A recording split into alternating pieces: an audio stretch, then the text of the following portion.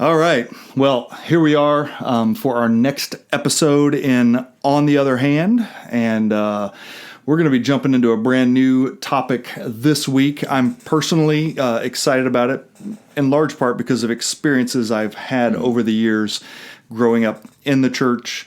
And so the title today is Bunkers and Barstools. And we're going to be looking at the contrast between these two. So why don't you tell us what's the contrast between bunkers and barstools? Well, and this is a personal thing for me too, right? Is growing up in the church, but again in our society as a whole, is this idea of life comes at us. It has the tendency to want to take us in some direction. And either we dig our heels in that moment, kind of have a bunker mentality and say, hey, we need to protect ourselves from whatever it is that's out there culturally or whatever.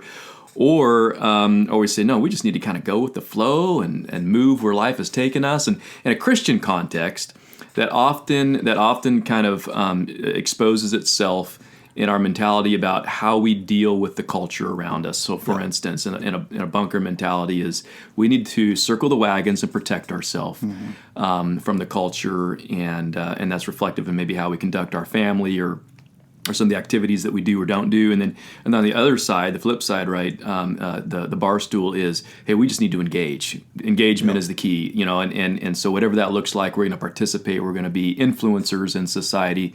And so we have less of those restrictions in our lives. So those are the basic concepts we're working with and the basic extremes. So, and it's interesting to note that, at least it seems to me, in Christian culture, when we feel like we have the upper hand in the political arena, right? We have power or control now it's time or to influence. Engage. Now we need to engage, That's right? But as soon as it doesn't feel like we do, typically speaking, we tend to let's draw in, let's bunker, down together. They're the bad guys out there. They're attacking our values. They're attacking, and so we withdraw and we say that we need to protect ourselves. We need to protect our children. We need to protect our churches, and really develops this bunker mentality. The flip side of that would be, no, actually, we need to be out there fully engaged. We need to be at the bar, hanging out with people, talking with them, having block parties, those sorts of things. Yeah. And both groups tend to look down on the other, right? And it's rooted in good motives oftentimes, but it's also rooted in Scripture. Like there are some things that, there are verses we have. Yeah, you can find what you're looking for in some sense, right? And so, for instance, if I was to describe the bunker mentality, I might, and many of us grew up with this, is that idea, bad company. This is Paul speaking to the church in Corinth, 1 Corinthians 15:33. Bad company corrupts good morals. So there it is. It's obvious, right? If I am with other people and they have a different philosophy or way of living, or they swear or they chew or they go with girls who do, right? Yep. Then obviously I can't hang out with those individuals because that will inevitably harm me in some way. Yeah, I can't even hang out in places where those individuals are, right? And I literally grew up with this teaching in the group that I was a part of, where, listen, if you have rebels, right, that was the language that was used. If rebels are hanging out around you, it's probably because you're a rebel. Because bad company, right, attracts, right? And so the people that you hang out with tell me what kind of person that you are. And if you spend too much time just being around them, you will pick up whatever disease they have. And that's why my parents told me not to hang out with you, because you were bad company. So. Right, yes. That's why I listened to Bad Company. That's right. Most people have no idea who that band is. So, and the other side of that, again, too, is the other verse that people who are more on the engagement level, Jesus is in this, we're moving forward, we're influencing, impacting culture. They're going to sit around some stories of Jesus where we all agree, right? Jesus was in the culture. Right. He was, in fact, he was labeled by the religious leaders of the day. Hey, that guy is the friend of sinners, the friend of tax collectors, which we know historically was like the worst thing you could possibly say. Right. It was like calling somebody a dog or something. Yeah. But it was this association, guilty by association, and so.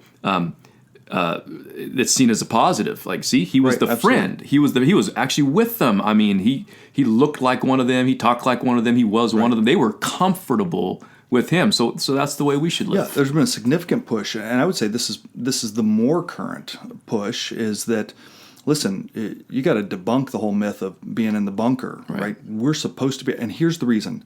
Jesus was a friend of tax collectors and sinners. And so we work really hard to prove that he, talked like they talked, he was where they were, and so these sort of two opposing perspectives have really created some camps within the church, and actually view each other as opposites or extremes. So are they? That's the question, right? Yeah.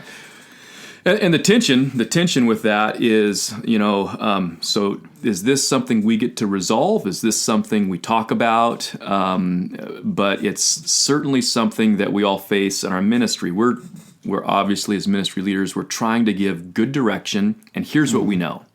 And I think all of our listeners would agree with this at its just very basic level. We know that when Jesus leaves, he gives his disciples who are in the world, right? He gives them an assignment. And that assignment is that they are to go into all the world, preach the gospel, teaching them to observe all that Jesus has commanded. And that we call this in Christian circles our mission. Yeah. And so in one sense, on one hand, we know our mission cannot be sacrificed. Like, we have a mission.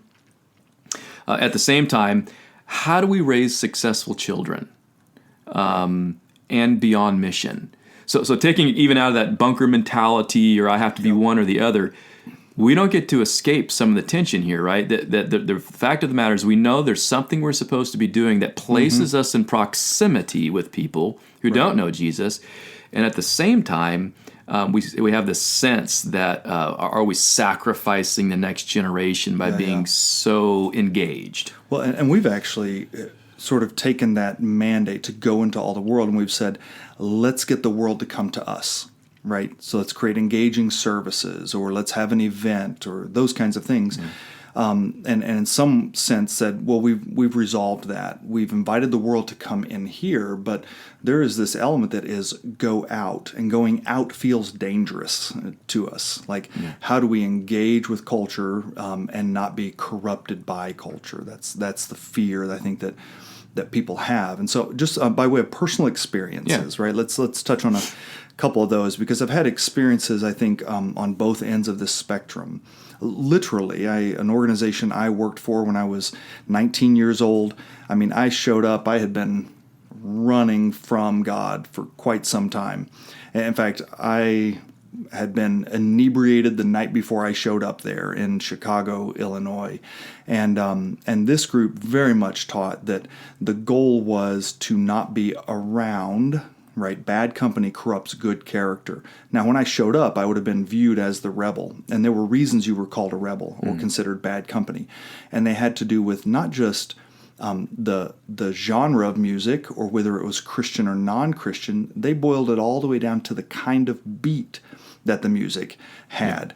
Was it a worldly beat or not? And so this music issue became a really big issue, as though somehow music in the world could not have possibly been creativity that came from God being misused, right? We need to get away from all the rhythms and everything that was considered worldly, because bad company will corrupt good character. On the other end of that spectrum, it dawned on me at some point that maybe there's something good that the world has to offer. And so I began to watch the next generation say, listen, the church has got this wrong. We need to be hanging out at the bar. We need to be doing normal things with normal people, and yet no sort of healthy boundaries or parameters, and heading off into really destructive things. I mean, affairs, destroyed marriages, that sort of stuff, because there was no boundaries, right? There were no safe places where we rejuvenated, we had accountability. Right. And so I've observed both of those and experienced both of them to a significant degree. What about you? Yeah, well, the first thing that comes to my mind is, growing up, I would say I was probably more on the Barstool side in terms of our family culture. And you grew up in not just a Christian home, a pastor's home. And he was raised in Los Angeles and was part of the public schools. That's right. We were part of the public school systems growing up, and so there wasn't sort of this fear associated with being in the world. Okay. There was a fear of being of the world, right? Which is a biblical idea, not in it, or in it, but not of it.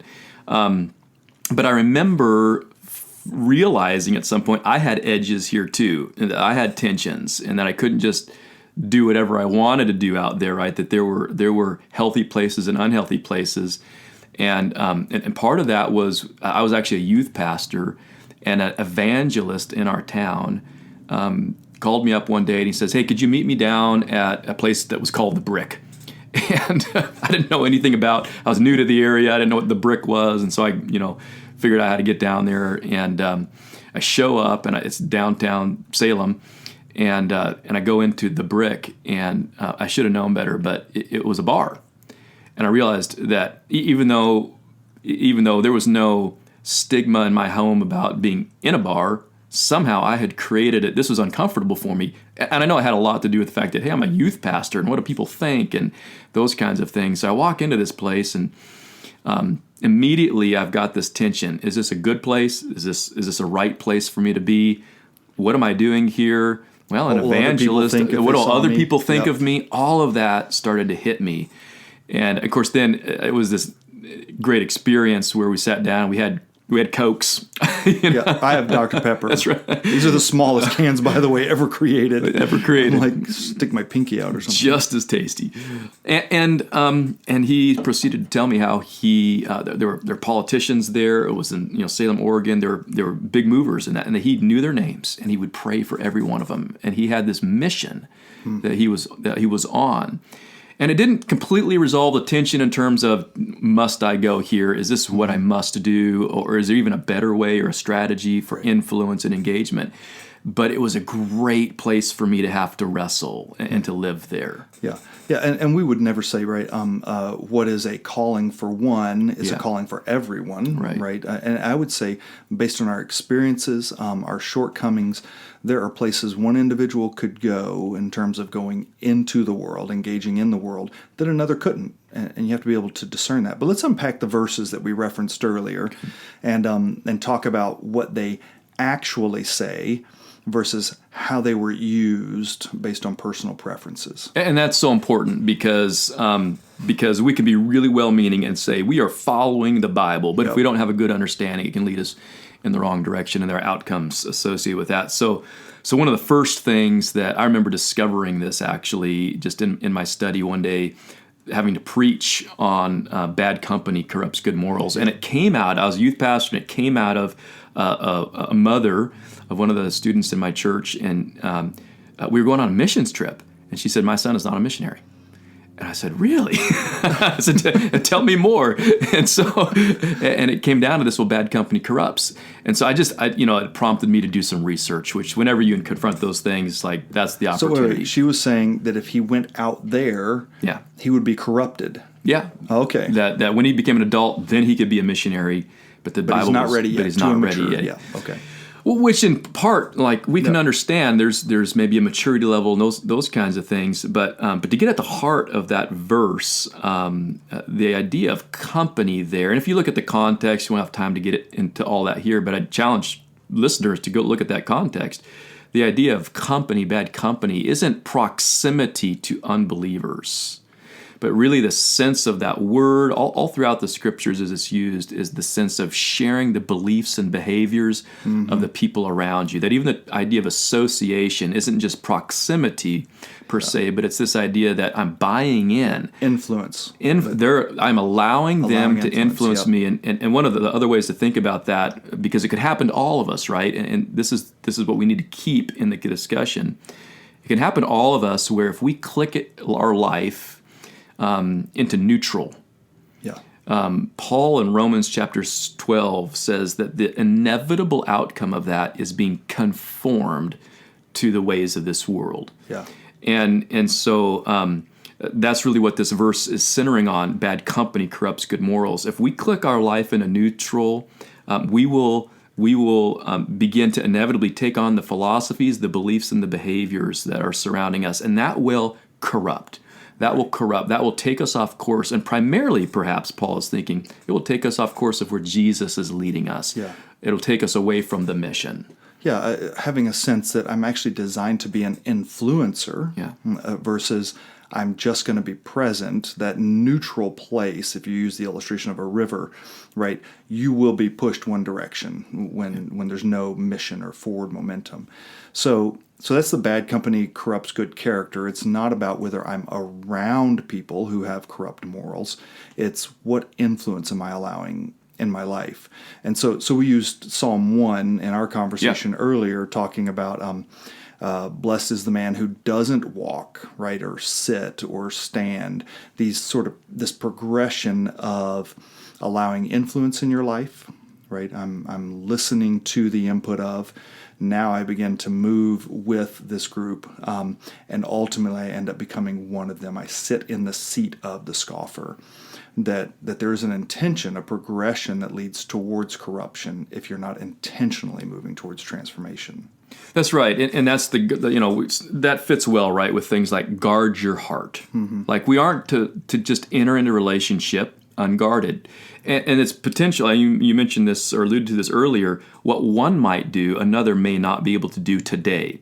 Right. If I've had hang-ups or habits in my life and I naturally gravitate in a certain direction, that may not be the place I need to go tomorrow, right? I may need to experience some health in this area of my life before I feel like I can be a solid missionary, because I need to be rooted, grounded in the things that will shape me, that are right and that are biblical. But at some point, right, if I'm healthy, if I know the Lord, if I'm abiding in Him, that's a critical word in the Scriptures. I do have freedom to be in proximity. In fact, I think one of the great things about the gospel is Paul actually goes this far. He says that I can be all things to all people, that by some means I might save some. Right. It's an incredible verse, and he's really alluding to the power of God. That if we are abiding in Christ, we have this ability to be trees planted by streams of water, which yield fruit in its season. And that's in the context of the world. Yeah, that he's not afraid nor opposed to being associated with, right? And so that brings us to the other passage, right? Jesus, and this description of him found in Matthew 11:19. Now, let's unpack this one just for a moment here. But Jesus is a friend of tax collectors and sinners, right? And I often hear that from preachers and whatnot as permission, right? Hey, Jesus had no problem being the friend of. But what does the passage actually say? Well, Jesus is not referencing himself, right, as the friend of sinners. It's a description of the Pharisees about him. They were describing what they saw. Mm-hmm. And, of course, friendship... Well, they described what they thought they saw. Because just prior to that, it says he is a drunkard and a glutton. Right. Well, we know he's which he wasn't. That's right. Yeah. So, no, very good. And so that bigger picture makes it clear, right, is they're describing a fellowship, right? And in truth, in the Middle East, we know this, right? If we sit down with people and eat with them, it's a sign of acceptance. Yep. That's really the idea, that they recognized, and then we can go here, right? They recognized that Jesus was not adverse to being in proximity. Right. He was also, however, on mission. Yeah. He had a purpose, and it was to offer forgiveness ultimately, right? Mm-hmm. It was to bring life wherever he was going, and to be an influencer. And so he wasn't clicking into neutral. Yeah. Like he was interested in transformation, and through relationship. Right. And we have access then. If we are followers of Jesus, we have access to that ability too. So where I see this really destructive often is when people step into proximity with no intentionality, right? That's just going to be in this environment because Jesus was. It's really more giving myself permission to be in places without having a mission while I'm there. And Jesus was extremely intentional. But the other piece that's extraordinary to me is in the accusation that Jesus is a friend of tax collectors and you put sinners in there. You have to ask the question, so was there another house he could go to where he wasn't hanging out with sinners?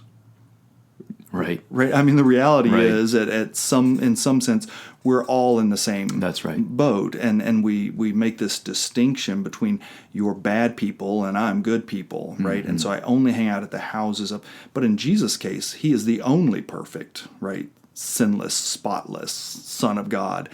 And so when they say he's hanging out with sinners, in Jesus' mind, the question had to be asked, right?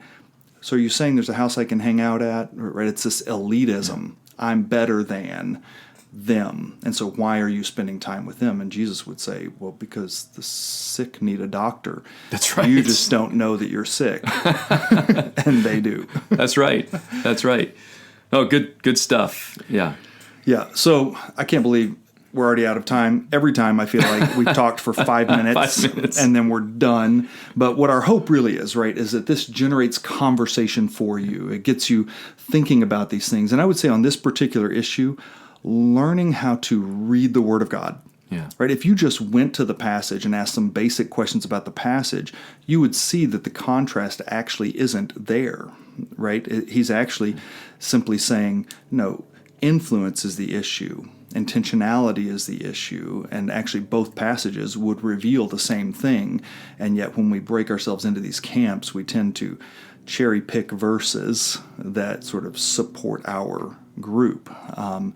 And so that's our hope, is that this continues the conversation for you.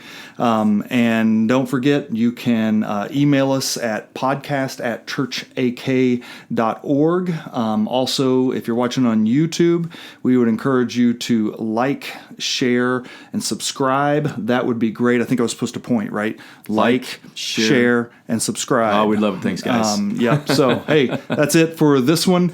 Have a great day. Thanks for tuning in.